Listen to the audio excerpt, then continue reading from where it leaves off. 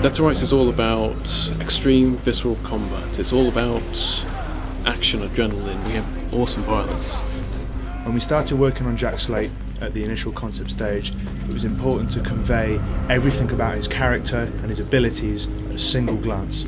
Jack Slate was an action hero and in many ways an action anti-hero.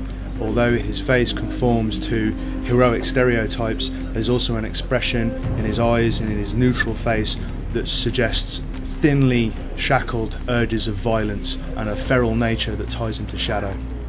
We took the obvious route and tried to make the characters photoreal, but when we started playing we kind of found that it backfired on us. It was just so visceral, it just made people uncomfortable playing, hitting these really kind of photorealistic characters and seeing them react to it. We didn't want to water down the violence and the action, so we took a different route and a different approach to the characters, made them stylised and graphic, and we just felt this worked so much better. In terms of the palettes used, we went for a palette that suggested subconsciously a police officer, so we used blues, greys, cold tones and lots of black and white. He wears colours of authority even though he's dressed in plain clothes. With our characters, the gameplay is always the first consideration when it comes to designing them.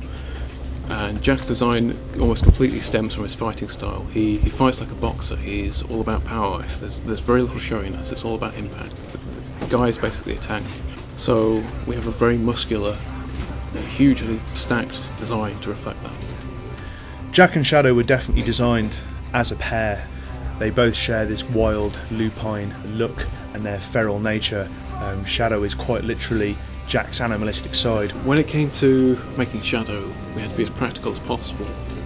He's an agile and powerful character, and we needed to make sure that the model would allow the animators to move him in such a way that this was clear.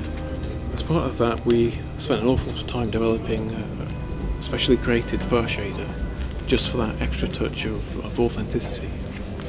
Shadow looks like a real dog, he acts like a real dog, he feels as if he's that proper canine as opposed to some stupid AI buddy.